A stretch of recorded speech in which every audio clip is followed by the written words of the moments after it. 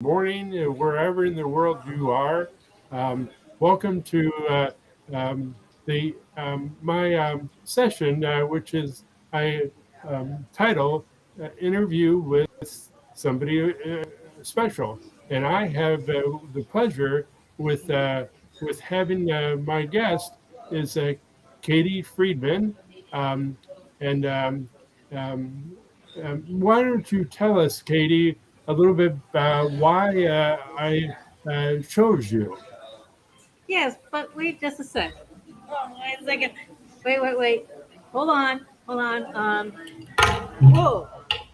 Wait. Hold on. I'm almost there. Ah, I can see clearer now. The blur is gone. That gives you a clue, little bit about me, who I am. I am a dispensing optician who specializes in low vision. And let me just clarify and what I do and how I do it. For decades, I've been helping people look good and see better with glasses and contact lenses. And now I help those people who are transitioning from being sighted to low vision to no vision or blindness. And the place that I go regarding glasses is I was wearing my everyday glasses. You know, those things that are called progressive edition lenses. They're a pal, they're our friend, and they go from distance to intermediate and near. And I'm sure you didn't want this interview to be looking at my nose. No, nasty. So I had to change into my computer glasses. And that's a whole nother discussion. So I can see straight from the top the computer distance. And then the bottom I look down. It's a lot better look. That's great, and uh, I am uh, my audience. I suspect they've got the idea that of what you're doing, but I think they want to know. Um, the first question I will ask you um, is um, what is the biggest challenge that you have faced since you've been on this recent journey? Well, that's an excellent question. Thanks. Thanks for asking. So, when I was working for a doctor, and I've worked for ophthalmologists, optometrists, boutiques, I've done it all. And I've also taught optical technology. The thing is, in my last job, I was seeing people come to me and say, the doctor can't give me a glasses prescription. Do you have magnifiers? And I had the traditional hand magnifiers. It had like one power, maybe a little power circle. And I didn't know more options until I got a job working with assistive technology at the local assistive technology resource center, where I learned about digital magnifiers and desktop devices called CCTVs and a lot of other things. So my challenge has been reconnecting with ophthalmologists and optometrists to give them the resources, tips, tools, and devices that I've learned these past couple of years so that they can give it to their patients. And it's Wow. getting the word out in masses. And I, my mother is still alive. She's 92, and she has macular degeneration. And I suspect she could benefit from, well, I will find out and give it to her. Um, but she still will read um, conventional books. Uh, she tries to find large print books, but what can she do what can I do to help her more than she uses a magnifying glass? Another fabulous question, Brent. So, this is an interesting thing, and I want to just let people know what macular degeneration is. You know, we have freckles all over us, right? No, and the kids, they have those big freckles. They look so cute. As we get older, we have age spots, and they're just nasty. So think of it like you have freckles in the back of your eye. As we get older, we get more freckles, and we get older, we get these like dry spots, like these big, not dry. It's like these big freckles in the back of our eyes, age spots. They're called drusen, Drusen. And what that does is it doesn't allow the light to pass through to our brain and to allow us to be able to interpret the information. So it gets dull and unreadable. If a person has what's called a visual disability, cannot read anymore, and they are in a place of needing large print, they can get a plethora of large print books from the Library of Congress. So my one big tip is go to the Library of Congress and look for the library for the visually impaired and print disabled. They have an application, and fill it out, have your doctor sign it, and you get free large print books, you get audio books, you get descriptive movies, audio descriptive movies, and lots of options. And it's no charge. It's just getting the word out. That's And great. yeah, Um, um, and my mom is often um, is stuck on the fiction books that she likes, and she isn't really quick to adapt to other sources.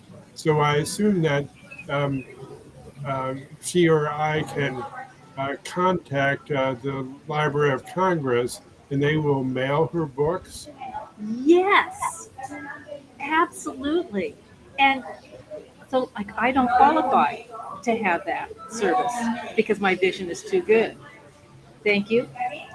And for those who qualify, and they qualify by seeing 20/40 in their best corrected eye. Okay, Okay, that's that's the great. best they can do. So if they see better than that, they don't qualify. But if that's the qualifying point, they can have audio tapes mailed to them. They can have books mailed to them. There are a lot of resources that are available to people who are visually impaired. Thank you for taking the time and telling me about that. So, um, so um, the second question is um, what have you found that has been the most success for you on this more recent path that you've been on? I think meeting people and listening to their journey. I've been really participating a lot within the blind community in hearing the two perspectives, hearing the perspective of the person. If only I'd gotten this information 2 years ago. If only I'd gotten this information 5 years ago. If only I didn't have to work so hard at getting this information. It's like pulling teeth, I hear.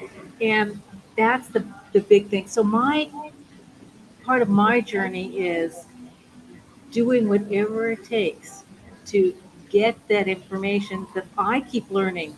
I keep learning from the journals or listening to people to get it to them, and like serving your population, those people who've gone through vision loss due to a stroke or something of that nature, because the doctors, that's not their specialty. The doctors specialize in eye surgery and correcting eye diseases. And I'm an optician. I fill glasses prescriptions. I fill contact lens prescriptions. I fill low vision prescriptions, hence a low vision specialist. So I would say that my joy and my struggle has been getting the information out as fast as I can. Yeah, imagine that as so because a lot of uh, uh, information um, um, you have the low vision community um, um, needs to hear about what you can do for them. So Yes. I imagine when you were in the low vision um, nonprofit company, uh, what what do you find is the same challenges that you had then that you have now? Oh, it's interesting because having somebody referred is a lot easier. Okay, So somebody would refer a client to us. And this was for not only vision disabilities, but hearing disabilities, learning disabilities, mobility disabilities, cognitive disabilities. So there was a lot that we dealt with. And as we were being referred by the Department of Vocational Education and different other places that people go to once they are maybe diagnosed with being blind or deaf, that they would find the first go-to place would be that place. And then because they were a nonprofit, they would get funding to be able to give people these tools. Well, in my situation, I want to let people know that each state has their own assistive technology resource center and to let people know that they can borrow equipment to see if it works for them. Like, hello, why spend hundreds or thousands of dollars on something and when it doesn't work? When you sure. have this resource in each state. Wow. So let's say I'm in we're in the United States and I'm in Michigan, which is a big state because it's basically 14 hours from the southern border of the state to the northern border of uh, another. So that's a long way. What can somebody does that? Let's say they live in a more rural places uh, from the city centers. What can they do? Well, I I have an interesting example to give you. They can still get those get help. Okay. Okay, So I'm from Hawaii. And as many of you know, there are several islands. I live on Oahu. The center is on Oahu.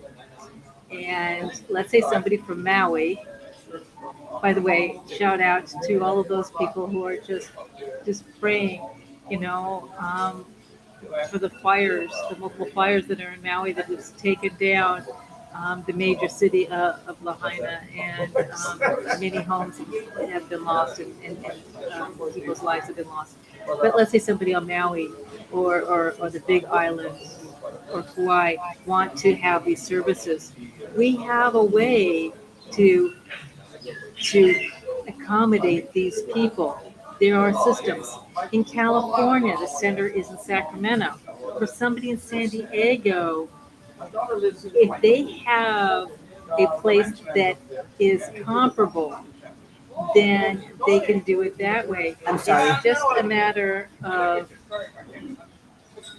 um, it's just a matter of working with those resources. okay, that's great. So basically, through the magic of the phone and the mail, uh, most people that don't have access to a center can still get their resources. Is that true? Yes. Oh, perfect. Well, Katie, it was wonderful to hear what uh, what you're helping people with, and I would love to continue our conversation in the future. Would you be interested? I would love to. I That's would love awesome. to. Well, Thank you so much for oh, this opportunity. you're welcome because then I can reach out and interview others that do a service that helps other people. Um, Especially, I focus on the stroke community, people who had a stroke or someone that they love had a stroke. The same thing exists. Um, with the when they know that there are others that want to help them, then it's easier to deal with the adversity they have. Yeah, I respect you so much, Brent, and I thank you for this opportunity. And I have to say to everybody, a fond aloha. Uh, Katie, real quick, uh, how can the audience best reach you? At five star STAREYECARE.com. 5star.icare.com is my website. If you want to drop me a note, it's Katie, Katie, at 5star.icare.com. Perfect.